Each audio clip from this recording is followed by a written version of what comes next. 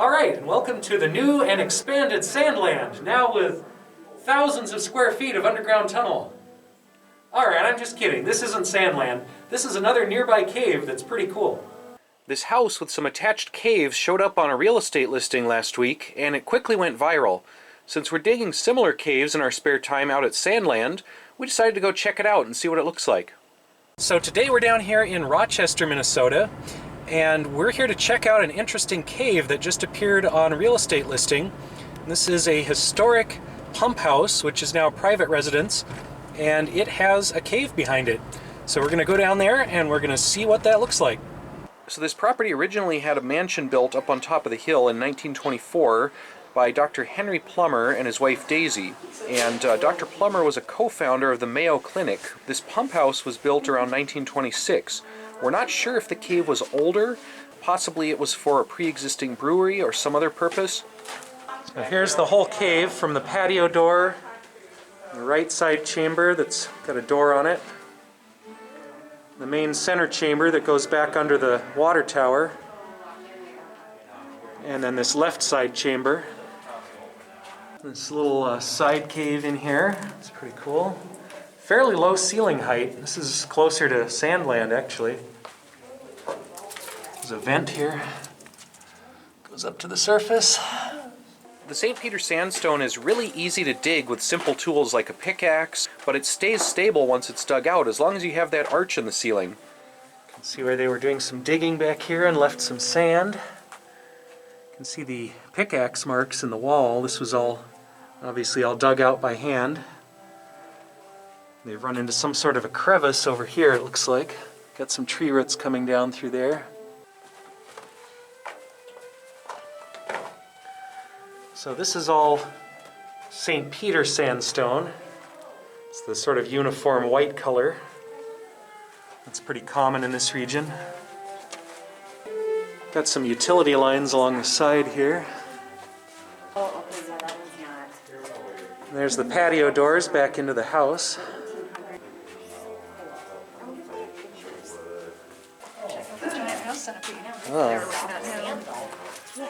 Oh yeah, I got some cave friends in here. So here's where the water pipe goes up to the water tower up above. Drilled a utility hole. Looks like it used to have some sort of a wooden structure, or possibly just debris has fallen down it. There's another pipe running to the very back of the cave here. It looks like there's a vent hole in the ceiling. That pipe goes up that hole to something. Looks like they started to expand the cave back here. There's a little nook carved out and they just didn't continue in this direction. There's this sidewalk down the center. It's a nice feature. There's quite a few utility holes or some sort of vent in the ceiling. Looks like they started to drill a hole there and gave up. There's one that goes up. There's a slightly larger one. Here's another ceiling hole or vent. It's got some kind of wire up in there. There's some old insulators, probably for the original lighting.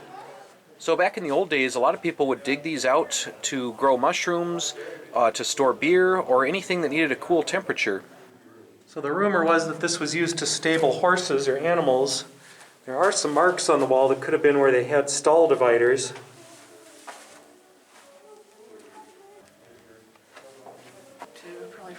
Oh yeah, some old hooks in the ceiling and some old original insulators for wiring.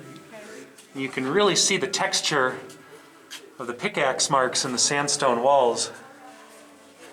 This was all dug out one pickaxe at a time. You can even see some original markings on the wall. This looks like where they were going to cut out one of these slots. Here's one of the slots. And here's a spot where they probably intended to cut out a slot, marked it out in pencil, and then just never got around to building it. So the cross section of this cave is very intentional. It looks much more like a brewery cave or a storage cave than just a sand mine. The sand mines usually had taller or more random ceilings.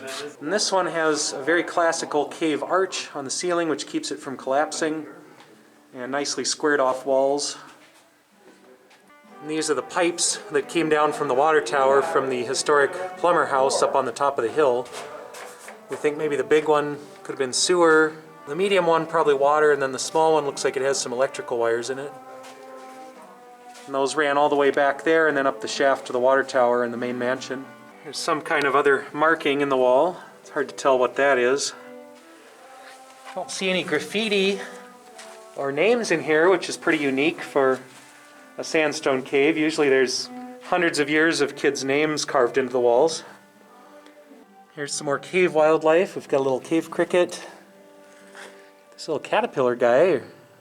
Alright, I suppose we can exit this cave and actually look at the house that's attached to it, even though that's the less interesting part.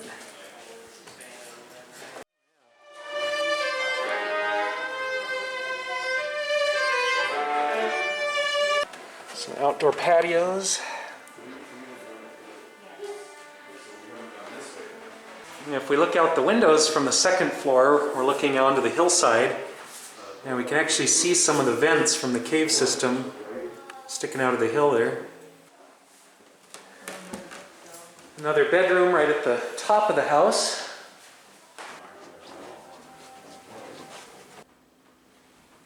Here's probably the biggest bedroom.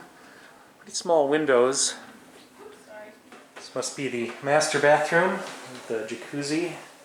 And then this is the last little bedroom with a bunch of bookshelves in it. And then we're back to this rear atrium and stairway. So that goes back into the room by the caves. So here's the rear of the house, the upper back patio, and then the backyard, which is studded with cave vents. Here's one. There's a couple more of the cave vents. There's one there. There's another one over there. I think that's the one we looked up down in the stable room. We've got an outcropping of raw sandstone bluff here. So that's what they would have been tunneling into to make those caves. So again, this is the back side of the house and the hill. And then if we look straight up from the house, where the back of the cave would be, we've got the water tower. So this would have been where we ran into the tree roots in that left-hand passage. So this is probably the tree that goes right down into the side of that cave wall, and that's why they didn't expand the cave anymore this direction, because it's kind of an open cut, probably an old quarry. You can see the neighbors have some exposed sandstone down there. So that house was originally the pump house for the historic plumber mansion, which we are just turning up to now. And they had the water tower up on top of the hill. So we're going to go see what that looks like. Apparently the grounds of the plumber house are now park property, so we can just come up here and take a walk around.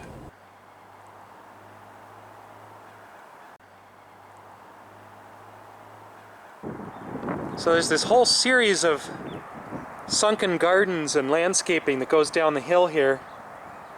This might be where the old open pit limestone quarry was. Supposedly, some percentage of the house was built from locally quarried stone. Here's the lawn going out to the water tower.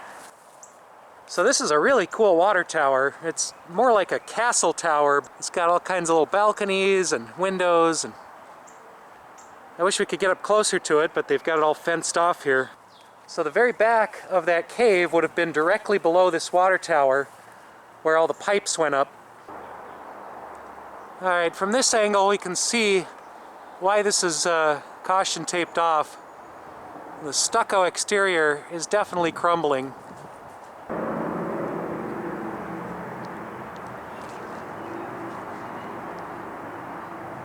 So down below the mansion, on the next level, this looks like an old limestone quarry.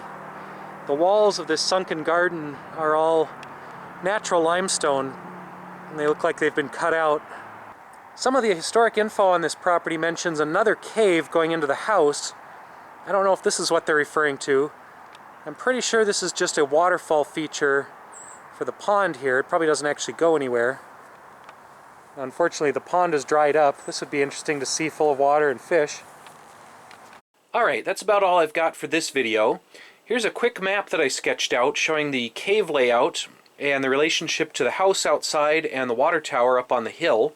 Most brewery caves would have multiple entrances, and many sand mines would have one entrance and then kind of a branching pattern of tunnels leading off from them. However, the actual cross-section of the caves looks a lot more like a brewery cave than a mine to me, so it's still kind of a mystery what this was for, who dug it, and when they dug it. Maybe we'll find out more information in some research, or if anyone out there knows more information, feel free to leave it in the comments below.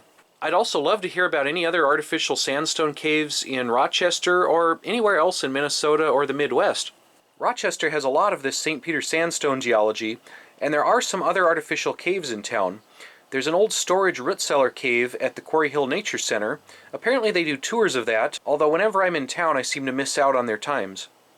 So for $500,000, we can't actually afford this house with the caves.